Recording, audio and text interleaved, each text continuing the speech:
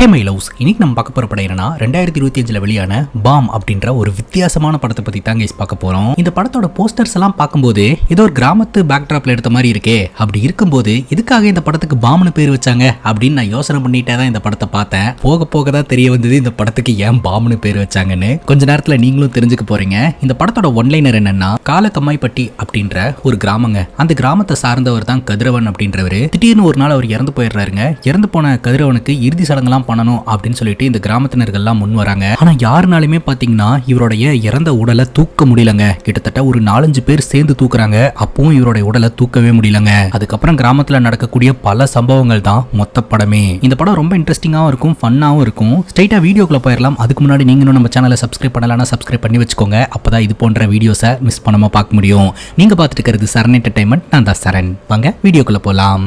படத்தோட ஸ்டார்டிங் சீன்ல ஒரு பாட்டி கிட்ட சின்ன பையன் எனக்கு கதை சொல்லுங்க, கதை சொன்னா தான் தூங்குவேன் அப்படின்ற மாதிரி கேட்டுட்டு இருக்கான். பாட்டியும் தன்னுடைய பேரங்கிட்ட கதை சொல்றேன் அப்படின்னு சொல்லிட்டு இந்த கதையை நம்ம கிட்ட சொல்ல ஆரம்பிக்கிறாங்க.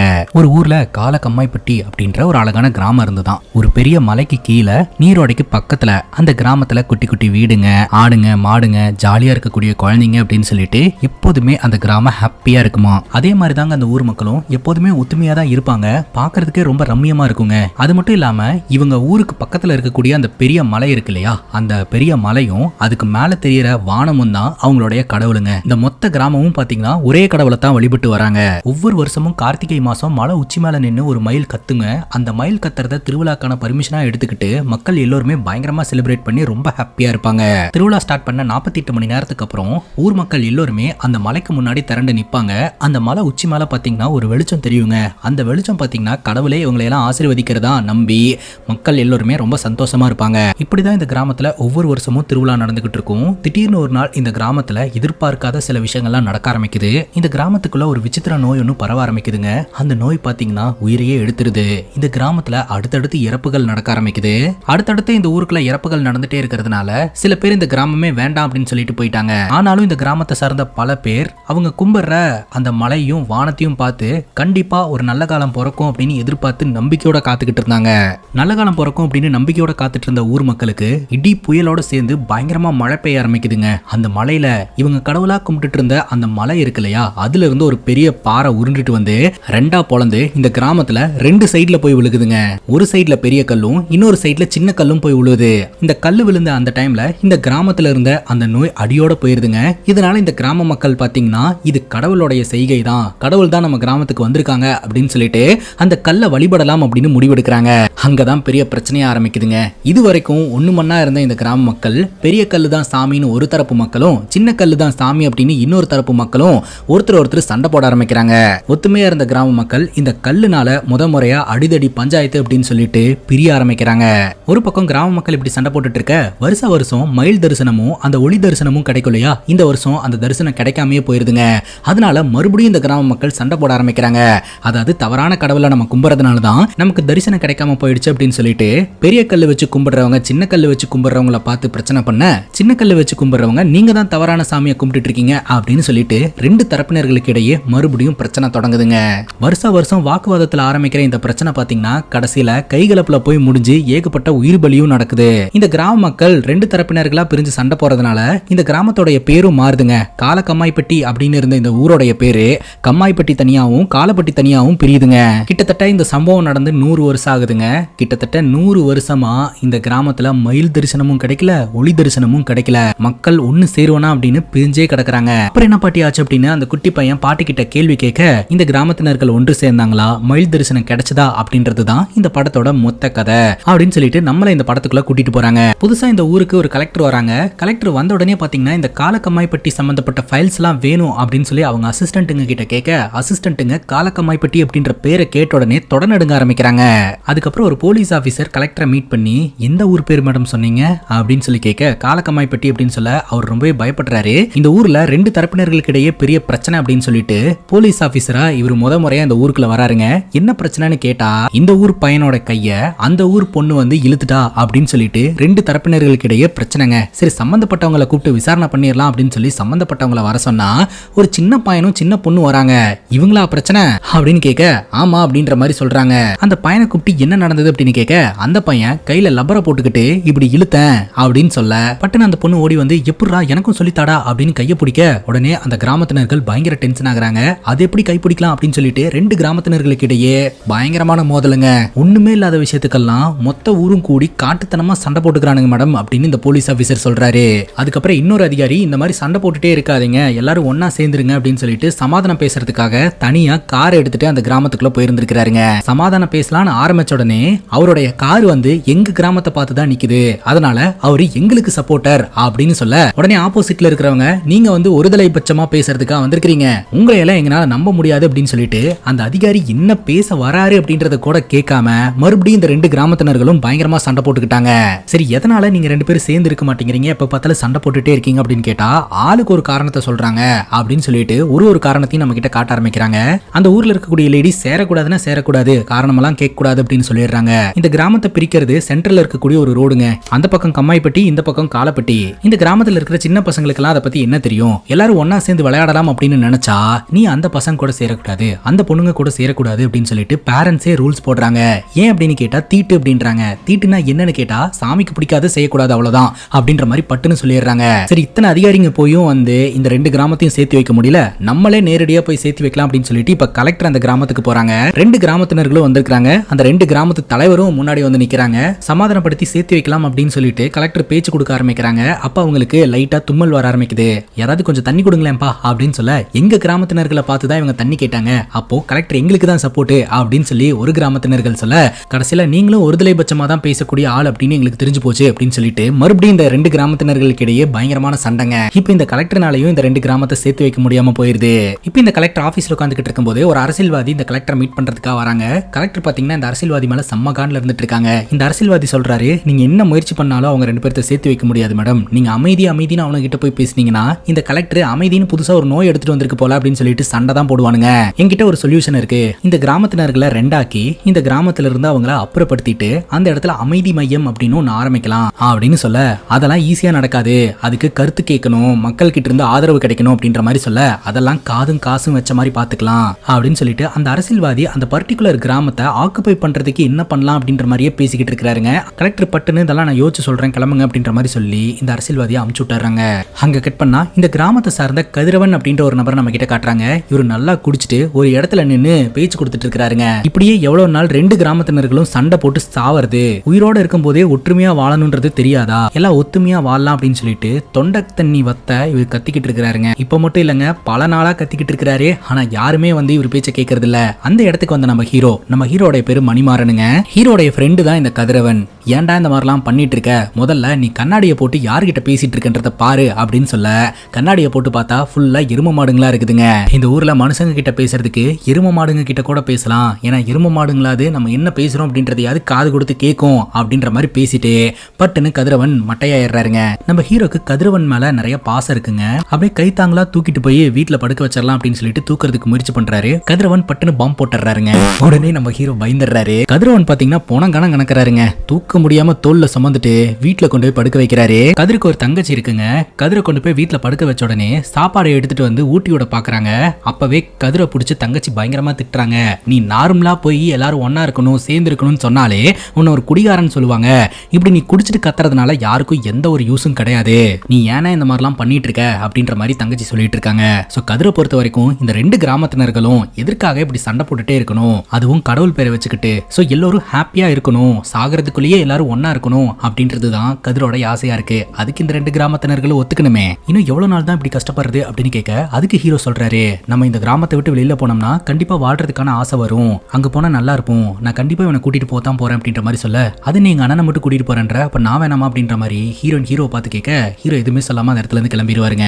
இந்த கிராமத்துல இருக்கக்கூடிய பூசாரியும் பாத்தீங்கன்னா இந்த கிராமம் எப்படா ஒண்ணு சேரும், எப்படா இந்த கிராமத்துக்கு விடுவு காலம் பிறக்கும் அப்படின்னு எதிர்பார்த்து காத்துக்கிட்டு இருக்காரு. இந்த பூசாரியோட அம்மா சாவறதுக்கு முன்னாடி இந்த பூசாரி கிட்ட ஒரு விஷயத்த சொல்லிட்டு போயிருந்திருப்பாங்க. அந்த விஷயம் நடக்கும்போது ஆட்டோமேட்டிக்கா இந்த கிராமத்தினர்கள் ஒண்ணு சேருவாங்க. பட் அது எப்ப நடக்கும்னு சொல்ல முடியாது அப்படின்ட்டு அது எப்ப நடக்கும் அப்படின்னு எதிர்பார்த்து இந்த பூசாரி காத்துக்கிட்டு இருப்பாருங்க. அங்க கட் பண்ணா மறுபடியும் இந்த கலெக்டர் பாத்தீங்கன்னா ரெண்டு கிராமத்து தலைவர்கள் கிட்டயுமே போய் பேசுறாங்க எல்லாரும் ஒன்னா சேர்றதுக்காக. ஆனா ரெண்டு பேருமே பாத்தீங்கன்னா அக்செப்டே பண்ணிக்க மாட்டாங்க. இந்த கிராமத்துல வாழ்ந்துட்டு இருக்கக்கூடிய ஒரு தம்பதியை காட்டுறாங்க. சோ அந்த தம்பதிக்கு நீண்ட நாட்களாவே குழந்தை இல்லைங்க. அதனால அந்த கிராமத்துல இருக்கிறவங்க எல்லாம் இவங்க ரோட்ல நடந்து போகும்போதும் வரும்போதும் குழந்தை இல்லை அப்படின்றத இன்டைரக்டா பேசி கஷ்டப்படுத்துறாங்க. இவங்களுக்கு ரொம்பவே ஹர்ட் ஆகுதுங்க.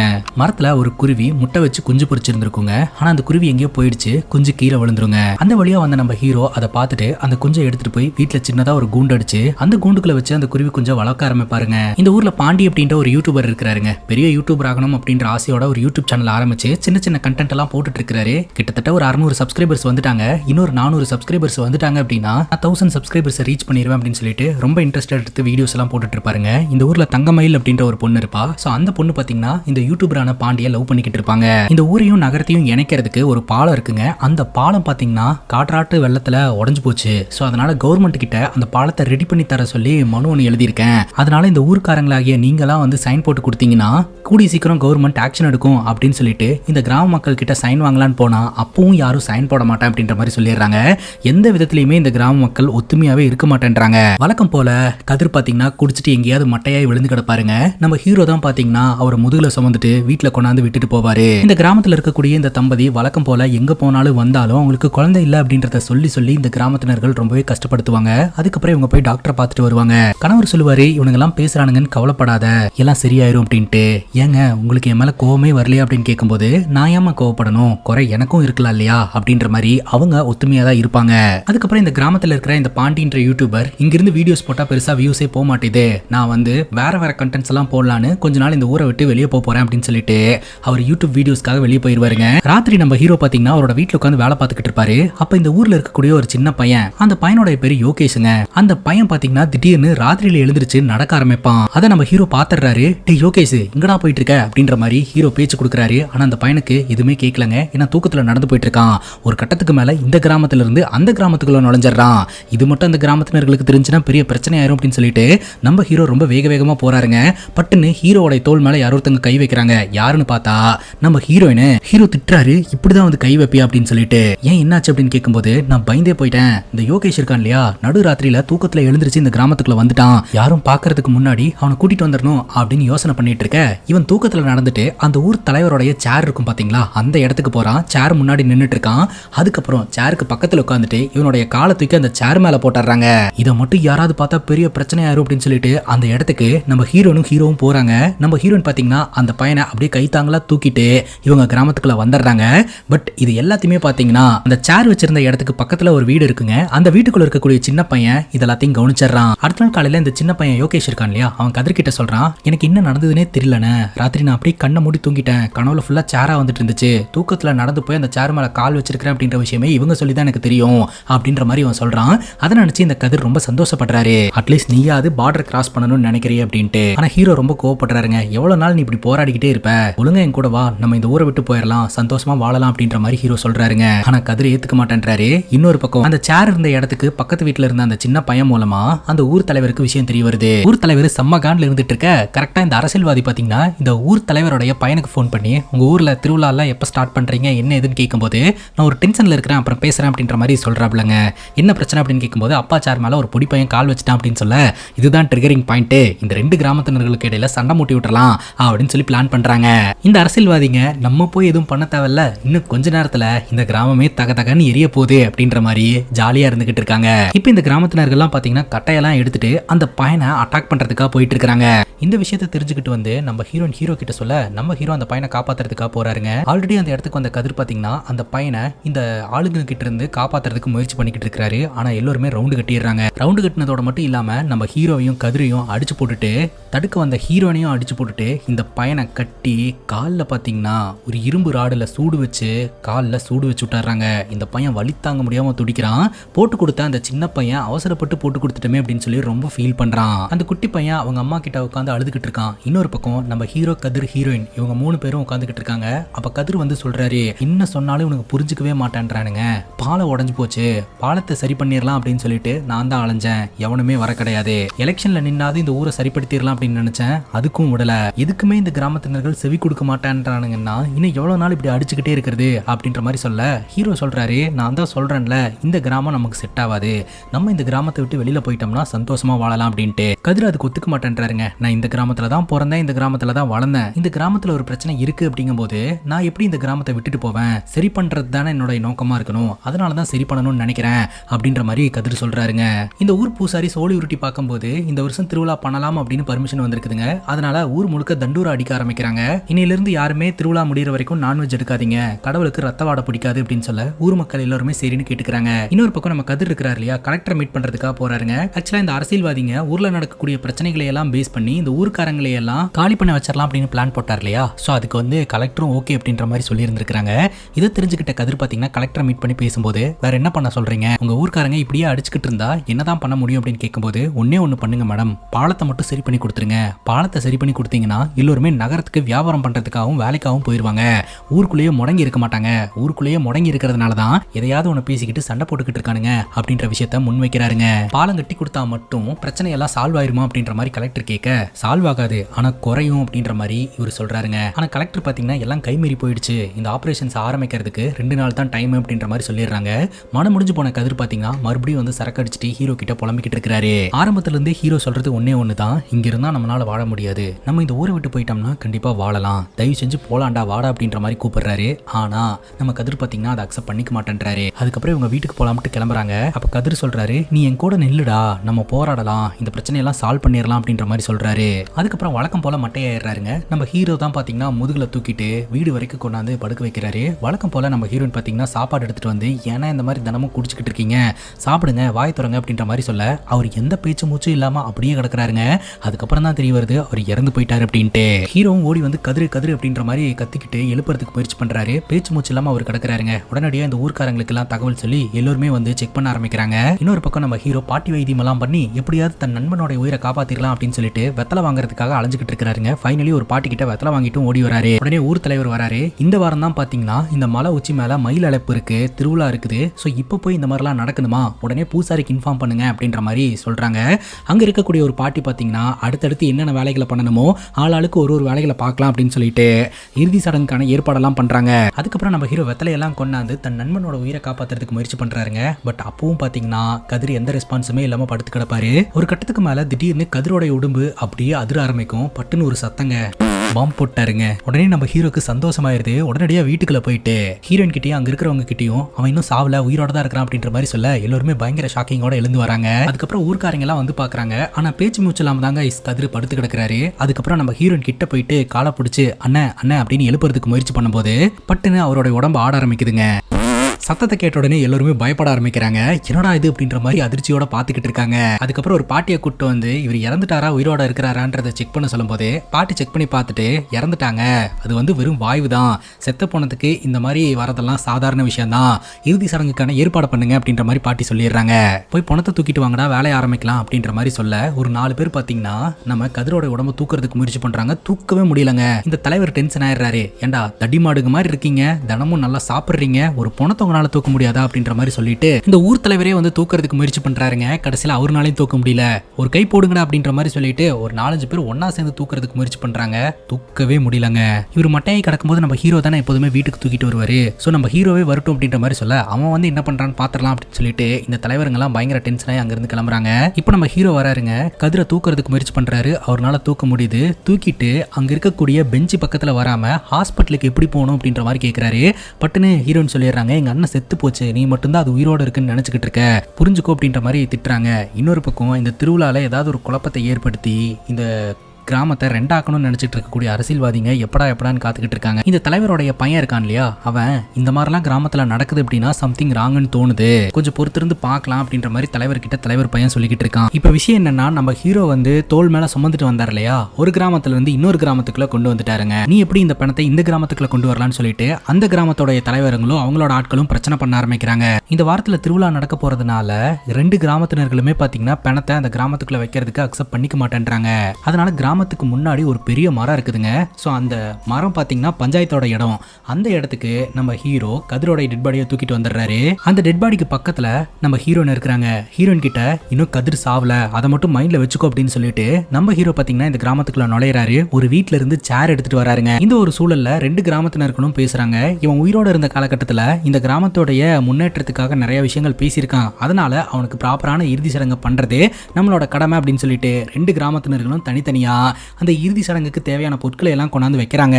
அதுக்கப்புறம் விளக்கெல்லாம் ஏத்தி மாலையெல்லாம் போட்டு இந்த ஊர் பூசாரியை வச்சு இந்த இறுதி சடங்கை பண்ணிடலாம்னு சொல்லிட்டு பூசாரியை வள வைக்கிறாங்க. இந்த பூசாரி கரெக்டா மாலை போடும்போது திடீர்னு ஒரு சத்தங்க.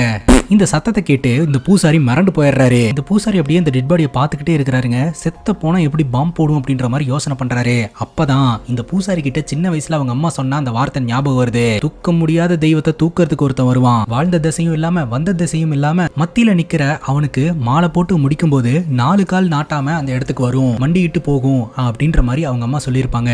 எப்ப இது நடக்குதோ அப்பதான் இந்த கிராமத்துக்கு விடுவு காலம் அப்படின்னு சொல்லிட்டு தூக்க முடியாத தெய்வத்தை ஒருத்தன் தூக்கிட்டு வரான் அப்படின்ற வார்த்தைக்கு மீனிங் இந்த டெட் பாடியை யாருனாலுமே தூக்க முடியல, ஆனா ஹீரோனால மட்டும் இந்த டெட் பாடியை தூக்க முடிஞ்சது. அப்போ அம்மா சொன்னது இப்ப நடக்குதாட்டு இருக்கு அப்படின்னு சொல்லிட்டு உடனடியா இந்த பூசாரி சாமி வந்திருக்கு சாமி வந்திருக்குன்னு பயங்கரமா கத்த ஆரம்பிக்கிறாரு. என்னையா வளர்ற அப்படின்னு சொல்லிட்டு 2 கிராமத்தினர்களும் கேள்வி கேட்க இந்த வேர்டிங்ஸ் எல்லாத்தையுமே சொல்லிட்டு அதன்படி நடக்கிறதா சொல்றாரு. அப்படி இருக்கும்போது 4 கால் நாட்டாமன்னு ஏதோ சொல்றாங்களே அது என்ன அப்படின்ற மாதிரி கேட்க மேபி சேரை மென்ஷன் பண்ணிருக்கலாம் அப்படின்னு 2 பக்கமே ஆர்குமெண்ட் பண்ணிட்டு இருக்காங்க. சேர் எப்படிப்பா மண்டி போடும் அப்படின்னு சொல்லிட்டு இவங்க பேசிக்கிட்டு இருக்கும் போதே திடீர்னு ஒரு ஆடு ஒன்று அந்த இடத்துக்கு வருதுங்க. பட்டுன்னு அந்த இடத்துல மண்டி போட்டு உட்காருது. அதை பார்த்து அங்க இருக்கக்கூடிய எல்லோருமே பயங்கர அதிர்ச்சிக்குள்ளா வராங்க. இந்த சம்பவம் நடந்துகிட்டு இருக்கும்போது ஒரு தம்பதி நீண்ட நாட்களாவே குழந்தை இல்லாம இருந்தாங்க இல்லையா, அவங்க திடீர்னு மயக்கம் போட்டு விழுறாங்க. என்னோட மனைவிக்கு என்ன ஆச்சுன்னு பாருங்க அப்படின்னு சொல்ல ஒரு பாட்டி வந்து செக் பண்ணி பார்த்துட்டு இந்த பொண்ணு பிரெக்னெண்டா இருக்கா அப்படின்னு சொல்ல எல்லாம் கடவுளோட அனுகிரகம் தான் அப்படின்ற மாதிரி அந்த கணவர் சொல்றாரு. யார் நம்புறாங்களோ இல்லையோ நான் நம்புறேன் அப்படின்னு சொல்லிட்டு. ஆனா இந்த கிராமத்தினர்கள் யோசனை பண்ண ஆரம்பிக்கிறாங்க. இந்த பூசாரி சொல்றாரு நீங்க நம்பலனா உங்களுக்கு வந்து எதுவுமே நடக்காது அப்படின்னு சொல்லிட்டு திடீர்னு மயில் கத்துற சவுண்ட் கேக்குதுங்க. என்னடான்னு திரும்பி பார்த்தா அந்த மலை உச்சி மேல அந்த மயில் கத்த ஆரம்பிக்குது. இது நடந்து 100 வருஷம் ஆகுதுங்க. 100 வருஷத்துக்கு அப்புறம் இது நடக்கிறத பார்த்து இந்த கிராமத்தினர்கள் மிரண்டு போயிடுறாங்க. நம்ம கதிரோட டெட் பாடியை எல்லோருமே பாத்தீங்கன்னா சாமியா நினைக்கிறாங்க. காலையில பிரேயர் பண்றதுக்காக வந்திருக்காங்க. அங்க நின்னுட்டு இருக்கக்கூடிய நம்ம ஹீரோ கிட்ட என் குழந்தைக்கு கயிறு கட்டி விடு அப்படின்ற மாதிரி கேட்டு ஆளால் நம்ம ஹீரோ கையால கயிறை கட்டிக்கிறாங்க. நீ தான்ப்பா பூசாரி அப்படின்ற மாதிரிலாம் சொல்றாங்க. அங்க வந்துட்டு இருக்கக்கூடிய ஒரிஜினல் பூசாரி நான் எத்தனை நாள் தாம இருந்தேன், எனக்கு அந்த குடுப்பனையை கொடுக்கலையே அப்படின்ற மாதிரி புலம்பிக்கிட்டே அந்த இடத்துக்கு வராரு. இன்னொரு பக்கம் ஊர் திருவிழாக்கான ஏற்பாடு எல்லாமே நடந்துகிட்டு இருக்குதுங்க. ஊர் முழுக்க டெக்கரேஷன் ஒர்க் எல்லாம் நடந்துட்டு இருக்கு. இப்ப வெளியூர் போயிருந்த அந்த யூடியூபர் பாண்டி இந்த ஊருக்குள்ள நுழையிறாரு. தன்னோட கேர்ள் ஃப்ரெண்டை மீட் பண்றாரு. தன்னோட கேர்ள் ஃப்ரெண்டை மீட் பண்ணும்போது தான் இந்த ஊருக்குள்ள நடக்கக்கூடிய விஷயங்கள்லாம் இந்த யூடியூபருக்கு தெரிய வருது. உடனடியாக அது என்ன ஏதுன்னு பார்க்கலாம்னு சொல்லிட்டு அந்த இடத்துக்கு போறாருங்க. அந்த இடத்துக்கு போன அடுத்த செகண்ட் இவரோட மொபைல்ல நோட்டிபிகேஷன் வருது 1000 சப்ஸ்கிரைபர்ஸ் ரீச் ஆயிடுச்சு அப்படின்ட்டு. எவ்வளவு நாள் கஷ்டப்பட்டோம், எக்கச்சக்கமான மொக்க கண்டென்ட் எல்லாம் போட்டோம், அப்ப கிடைக்காத சப்ஸ்கிரைபர்ஸ் இப்ப கிடைச்சிருக்கு அப்படின்னா கண்டிப்பா இதுக்கு பின்னாடி கடவுள் இருக்கு, நான் நம்புறேன் அப்படின்னு சொல்லிட்டு இவர் பயங்கரமா சந்தோஷப்படுறாருங்க. இப்ப இந்த ஊர்ல இருக்கக்கூடிய கிழவிங்க எல்லாம் பாத்தீங்கன்னா இந்த தம்பதியோட வீட்டுக்கு வராங்க. அந்த பொண்ணுக்கு சடங்கெல்லாம் பண்ணணும் அப்படின்ற மாதிரி சொல்ல அந்த கணவர் சொல்லிடுறாரு இந்த வாயில தானே அவளை கரிச்சு கொட்டினீங்க, எனக்கெல்லாம் எதுவும் வேண்டாம் அப்படின்ற மாதிரி சொல்லி அமுச்சு வச்சிருவாருங்க. இன்னொரு பக்கம் அந்த சின்ன பையனை போட்டு கொடுத்தான் இல்லையா, காலில் கூட சூடு வச்சாங்களே, அந்த பையன் நொண்டி நொண்டி நடந்து போறதை பார்த்து இந்த பையன் ஒரு மாதிரி ரொம்ப ஃபீல் பண்றான். அதுக்கப்புறம் இந்த பூசாரி வந்து ஊர் மைக்ல வந்து அனௌன்ஸ்மெண்ட் கொடுக்குறாருங்க. திருவிழால அடுத்தடுத்து என்னென்னலாம் நடக்க போகுது அப்படின்னு சொல்லிட்டு ஃபர்ஸ்ட் வந்து சொந்த பந்தங்களை எல்லாம் அழைச்சு ஊர்ல வந்து பந்தக்கால் நடனம். இவங்க தான் 2 சாமி கும்பிட்டு இருக்காங்களே, அதனால இந்த ஊர்ல நடக்கிற எல்லா விஷயமே பாத்தீங்கன்னா 2 நடக்கும். அதுக்கப்புறம் மக்கள் எல்லோரும் சேர்ந்து சாமிக்கு படையல் படைப்பாங்க. ஈவினிங் டைம்ல சாமியை பாத்தீங்கன்னா ஊருக்குள்ள ஊர்வலமா கொண்டு போவாங்க. அதுக்கப்புறம் ஒரு பானையில தண்ணியை கட்டி மேல தொங்க விட்டுருவாங்க. இந்த ஊர்ல இருக்கக்கூடிய கல்யாணமாகாத பசங்கள்லாம் ஒண்ணு கூடி அந்த பானையில இருக்கக்கூடிய தண்ணி எடுத்து கடவுள் மேல ஊத்துனா கடவுளுடைய மனம் குளிரும் அப்படின்றது வந்து ஐதீகம். ஸோ 108 பானையில வந்து எல்லோரும் சேர்ந்து தண்ணி ஊத்துவாங்க. இதெல்லாம் அடுத்தடுத்து ஊருக்குள்ள நடக்க போகுது அப்படின்றத இன்ஃபார்ம் பண்றாங்க. இந்த யூடியூபர் இருக்கிறார் இல்லையா, இந்த பணத்தை யாருனாலுமே தூக்க முடியல, அதனால நம்ம வந்து இதை தூக்கி வீடியோ எடுத்து போடலாம், வியூஸ் போகும் அப்படின்ற மாதிரி சொல்லிட்டு கேமராலாம் செட் பண்ணி வச்சுட்டு இவர் போய் தூக்குறாருங்க. அவரால் தூக்கவே முடியல. அந்த வழியா வந்து நம்ம ஹீரோ கிட்ட நீயாவது தூக்க, நான் ஒரு வீடியோ எடுத்துக்கிறேன் அப்படின்ற மாதிரி சொல்லிட்டு நம்ம ஹீரோவை தூக்க சொல்ல நம்ம ஹீரோ சரின்னு கேட்டுட்டு தூக்குறதுக்காக போறாருங்க. இந்த முறை நம்ம ஹீரோனாலையும் தூக்க முடியல. அந்த இடத்துக்கு வந்த பூசாரி ஆளுங்கெல்லாம் ஹீரோவை பயங்கரமா திட்ட ஆரம்பிச்சிட்டாங்க. அவன் தான் அறிவில்லாம இந்த மாதிரிலாம் சொல்றானா, நீயும் இந்த மாதிரிலாம் பண்ணுவியா, திருவிழா நடக்கும்போது எதையுமே டிஸ்டர்ப் பண்ணாத அப்படின்ற மாதிரி சொல்லிடுறாங்க. எண்ட் ஆஃப் தி டே நம்ம ஹீரோக்கு என்ன தோணுதுன்னா, இவ்வளவு நாள் நம்ம தானே எல்லாமே தூக்கிட்டு இருந்தோம், இப்போ நம்மளவே அவன் தூக்க விட மாட்டான்றானா, அவனுக்கு நம்ம மேல என்ன கோவம் அப்படின்ற மாதிரி ஹீரோ யோசனை பண்றாருங்க. அதுக்கப்புறம் இந்த 2 கிராமத்தினர்களும் பாத்தீங்கன்னா நம்ம கதிரோடைய பணத்துக்கான எல்லா ஏற்பாடையும் பண்றாங்க. அதாவது அந்த இடத்தையே டெக்கர் பண்றதா இருக்கட்டும், சுத்தி பொருட்கள் வைக்கிறதா இருக்கட்டும், சாமி மாதிரி ட்ரீட் பண்ண ஆரம்பிக்கிறாங்க. இப்போ இந்த அரசியல்வாதி யோசனை பண்றாருங்க, ஊருக்குள்ள ஏதாவது கலவரம் நடக்குன்னு பார்த்தா இவனுங்க சாமி அது இதுன்னு சொல்லி பிரேயர் தான் பண்ணிட்டு இருக்கானுங்க அப்படின்னு சொல்லிட்டு அந்த டெட் பாடியை எரிச்சுட்டுருங்க, அதுக்கப்புறம் கிராமத்துக்குள்ள பிரச்சனை வந்துடும் அப்படின்ற மாதிரி சொல்ல ஆட்கள் பாத்தீங்கன்னா எரிக்கிறதுக்காக வராங்க. அங்கதாங்க ஒரு ட்விஸ்ட், அந்த டெட் பாடியை காணுங்க. அடுத்த நாள் காலையில பூசாரி வந்து ஊர்க்காரங்களை எல்லாம் கூப்பிட்டு இங்க இருந்த கதிரோடைய டெட் பாடி எங்க போச்சு, என்ன நடந்தது அப்படின்னு கேள்வி மேல கேள்வி கேட்கிறாரு. கண்டிப்பா இந்த டெட் பாடியை யாராலுமே தூக்கி இருக்க முடியாது, இந்த டெட் பாடியை தூக்கக்கூடிய ஒரே ஒரு ஆளு நம்ம ஹீரோ மட்டும்தான், ஹீரோக்கு தான் எல்லாம் தெரியும் அப்படின்ற மாதிரி சொல்லிட்டு எல்லாருமே ஹீரோட வீட்டுல வந்து கேள்வி கேட்க ஆரம்பிக்கிறாங்க. ஹீரோக்கு என்ன நடந்துன்னே தெரியலங்க. அந்த நேரம் பார்த்து ஒரு பொண்ணு ஓடி வந்து இந்த மாதிரி மறுபடியும் அவருடைய உடம்பு அந்த பஞ்சாயத்து இடத்துக்கே வந்துருச்சு அப்படின்னு சொல்ல எல்லாருமே அந்த இடத்துக்கு வந்து பாக்குறாங்க. டெட் பாடி அங்கேயே இருக்குது. மறுபடியும் எல்லாரும் கையெடுத்து வணங்குறாங்க. இப்போ ஊருக்குள்ள இருக்கிற அந்த தம்பதி கிட்ட மறுபடியும் இந்த பாட்டி போயிட்டு சில சடங்கெல்லாம் கண்டிப்பா பண்ணி ஆகணும்பா, பண்றேன் அப்படின்ற மாதிரி சொல்ல, எங்களுக்கு எதுவுமே வேண்டாம், இதனால நாங்களே பாத்துக்கிறோம் அப்படின்ற மாதிரி அவங்க சொல்லிடுறாங்க. அந்த பாட்டியோட பையன் வந்து அவன் தான் உன்னை அசிங்கப்படுத்துறான்ல, எதுக்கு நீ அங்க போற அப்படின்னு கேட்கும்போது, நான் உன்னோட அம்மா அப்படின்றதுக்காக தான் அவன் அசிங்கப்படுத்துறான், என்னை வந்து அவன் அசிங்கப்படுத்தல அப்படின்ற மாதிரி சொல்லிட்டு போயிடுறாங்க. இவங்க எல்லாம் சேர்ந்து கலாட்டா பண்ணதுனால தான் இந்த தம்பதி ரொம்ப மனமுடைஞ்சு போய் இந்த மாதிரிலாம் பேசுறாங்க அப்படின்றத அவரு இப்போ புரிஞ்சுக்கிறாருங்க.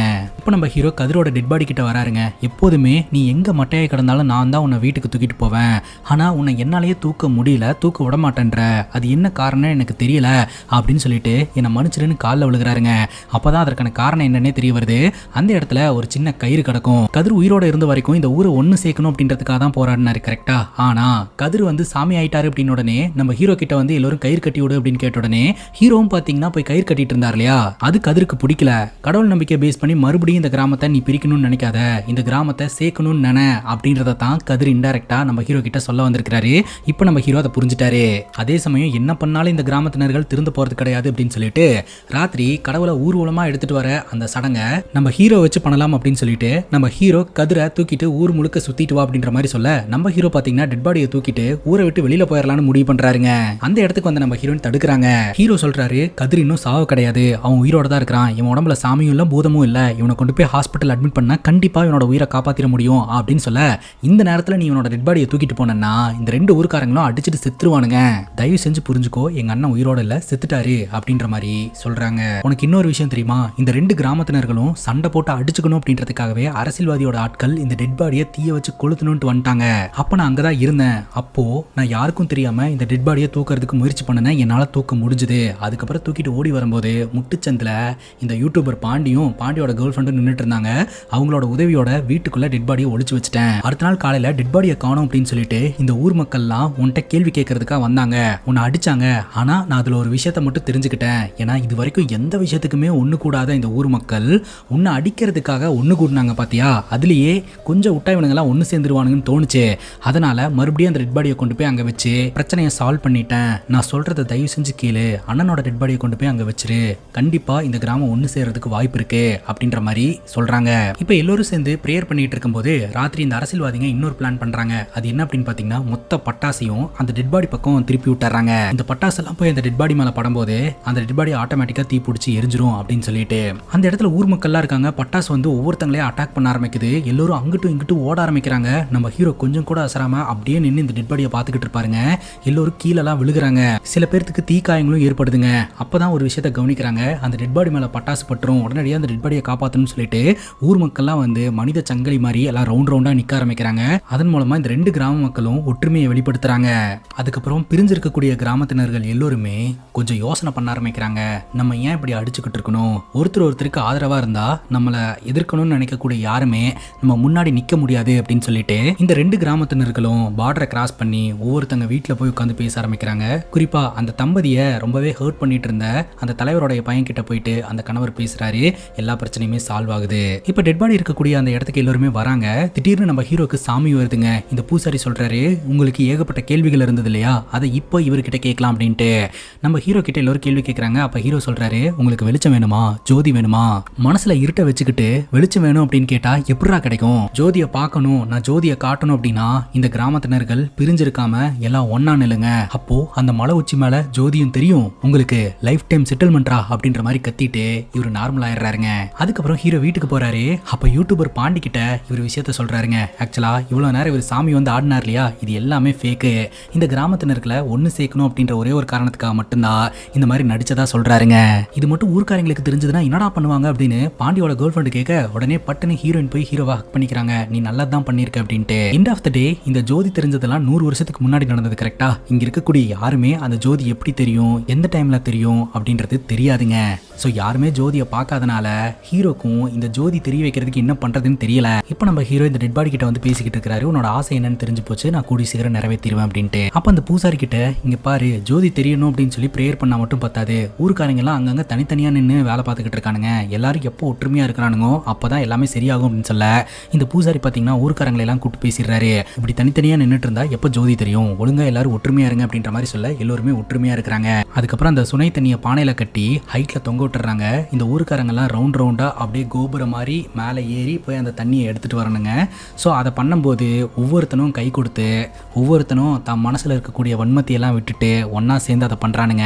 இருந்தாலும் இந்த ஊர்ல இருக்கக்கூடிய சின்ன பசங்களை சேர்ந்து விளையாடக்கூடாது அப்படின்னு பேரண்ட்ஸ் சொல்றதை நிப்பாட்டலங்க. ஒரு பொண்ணு பாத்தீங்கன்னா இதுக்கு மேலெல்லாம் வந்து நான் தனியாலாம் விளையாட மாட்டேன், சாமியே சேர்ந்துருங்கன்னு தான் சொல்லுது அப்படின்னு சொல்லிட்டு இந்த ரெண்டு கிராமத்தினர்களும் கொஞ்சம் கொஞ்சமா ஒன்னு சேர ஆரம்பிக்கிறாங்க. இந்த ஒரு சூழ்நிலையில கலெக்டரும் போலீஸ் ஆபீசர்ஸும் அந்த இடத்துக்கு வந்துடுறாங்க. பார்த்தா கலெக்டரை எதிர்பார்க்காத மாதிரி இந்த ரெண்டு கிராமத்தினர்களும் ஒன்னு கூடி ஒன்னா ஒரே விஷயத்துக்காக பேசிக்கிட்டு இருக்காங்க. End of the day dead body இந்த மாதிரிலாம் வச்சுக்க கூடாது, போஸ்ட்மார்ட்டம் பண்ணணும் அப்படின்னு கலெக்டர் சொல்றாங்க. எதுனால எங்க முன்னாடியே பண்ணுங்க அப்படின்ற மாதிரி சொல்ல உடனடியே ஒரு டாக்டரை வர சொல்லி செக் பண்ண சொல்றாங்க.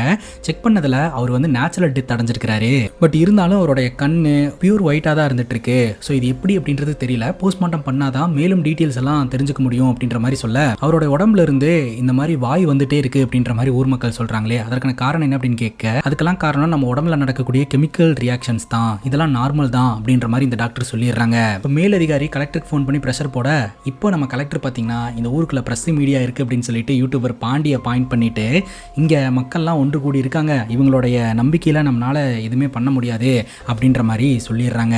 இந்த கலெக்டரும் இந்த ரெண்டு கிராமமும் ஒன்னா இருக்கணும்னு தான் நினைக்கிறாங்க. அதனால இந்த உடஞ்சு போன பாலத்துக்கு நம்ம கதிர் லெட்டர் கொடுத்துருந்துருப்பார் இல்லையா, அந்த லெட்டர் எடுத்து காமிச்சு இதில் நீங்கள் எல்லோரும் சைன் போட்டு கொடுத்தீங்கன்னா இந்த பாலத்தை நான் சரி பண்ணி உங்களோட பிரச்சனையை சால்வ் பண்ணி கொடுப்பேன் அப்படின்னு சொல்ல ஆரம்பத்திலிருந்து யாருமே சைன் போடுறதுக்கு முன் வரலையே. உடனே ஊர் தலைவரே நான் சைன் போடுறேன், இதில் யார் சைன் போடுறீங்க அப்படின்னு கேட்க எல்லோருமே சைன் போடுறேன்னு சொல்லிடுவாங்க. இப்போ கதிருக்கான இறுதி சடங்கு நடக்க போதுங்க. 108 பானையில் தண்ணி கொண்டாந்து ஊற்ற போகிறாங்க. ஸோ எல்லோரும் ஊற்றிக்கிட்டு இருக்க இந்த கேப்பில் நம்ம அந்த மலை மேலே போய் நெருப்பேற்றி இதுதான் ஜோதின்னு காமிச்சிடலான்னு சொல்லிட்டு அந்த மலைக்குள்ளே நடந்து போயிட்டு இருக்காரு. பார்த்தா இந்த அரசியல்வாதிங்க அங்கே நின்றுட்டு இருக்காங்க. எப்படியும் எவனோ ஒருத்தன் இங்கே தீ ஏற்றுறதுக்காக வருவான்னு நினச்சேன், ஆனால் நீ வருவான்னு நினச்சி கூட பார்க்கல அப்படின்னு சொல்லிட்டு நம்ம ஹீரோவை அட்டாக் பண்ண ஆரம்பிக்கிறாங்க. ஆரம்பத்தில் அடி வாங்கிட்டு இருந்த ஹீரோ திருப்பி அடிக்க ஆரம்பிக்கிறாருங்க. பட் இவங்களுக்குள்ள நடந்த சண்டையிலேயே பார்த்தீங்கன்னா ரொம்ப டைம் ஆயிடுது. அங்கே பூஜையெல்லாம் முடிச்சுட்டு பூசாரி சங்கு ஊதுறாருங்க. அந்த சங்கு சத்தத்துக்கு அப்புறம் எல்லோருமே அந்த மலையை பார்த்து நிப்பாங்க. மலையில ஜோதி தெரியும் அப்படின்னு நம்பிக்கையோட அங்க இருக்கிற அரசியல்வாதி நம்ம ஹீரோ கிட்ட சொல்றாரு, எல்லாம் முடிஞ்சு போச்சு, எப்படி ஜோதி தெரியும் பாத்திரலாம் அப்படின்ற மாதிரி சொல்ல திடீர்னு யாருமே எதிர்பார்க்காத மாதிரி அந்த மலை மேல ஒரு வெளிச்சங்க. அந்த வெளிச்சம் அங்க இருக்கக்கூடிய எல்லாரும் முகத்திலையுமே பரவுது. எல்லோருமே கையெடுத்து கும்பிட ஆரம்பிக்கிறாங்க. அதுக்கப்புறம் கதிரோட டெட் பாடியை புதைச்சிடலாம் அப்படின்னு சொல்லிட்டு ஊருக்குள்ளேயே ஒரு குழியை தோண்டி புதைக்கிறதுக்காக எடுத்துட்டு வராங்க. அப்ப கதிர் பாத்தீங்கன்னா கண் முழிச்சு நம்ம ஹீரோ கிட்ட நான் நினைச்சதை நீ சாதிச்சிட்ட அப்படின்னு ஹாப்பியா சொன்ன மாதிரி காமிச்சு அவரை அந்த இடத்துல புதைக்கிறாங்க. இந்த ஒரு இன்சிடென்ட்டுக்கு அப்புறம் பாத்தீங்கன்னா இந்த ரெண்டு கிராமமும் தனித்தனியா இல்லாம ஒரே கிராமமா மாறுது. நம்ம ஹீரோ ஹீரோயின் ஒன்று சேர்றாங்க. அந்த கூண்டுக்குள்ள ஒரு குருவியை வச்சிருந்தார் இல்லையா, அந்த குருவியும் சுதந்திரமா வெளியில பறக்க ஆரம்பிக்குதுங்க. இந்த கதை எல்லாத்தையுமே அந்த பாட்டி கிட்ட கேட்ட பேரன் பாத்தீங்கன்னா கதை ரொம்ப நல்லா இருக்கு, நான் ஸ்கூல்ல போய் ஃப்ரெண்ட்ஸ் கிட்ட எல்லாம் சொல்ல போறேன் அப்படின்ற மாதிரி ஹாப்பியா சொல்றான். இதோட இந்த படம் முடியுதுங்க. இந்த படத்தை பத்தி நீங்க என்ன நினைக்கிறீங்க அப்படின்னு உங்களோட கருத்தை கமெண்ட் செக்ஷன்ல பதிவு பண்ணுங்க. அண்ட் இதே மாதிரி வேற எதனா படத்தை பத்தி பேசணும் அப்படின்னு நினைச்சாலும் படத்தோட பேரை கமெண்ட் செக்ஷன்ல சொல்லுங்க. இதே மாதிரி வேற ஒரு நல்ல வீடியோல வந்து சந்திக்கிறேன். Love you guys, take care and cheers.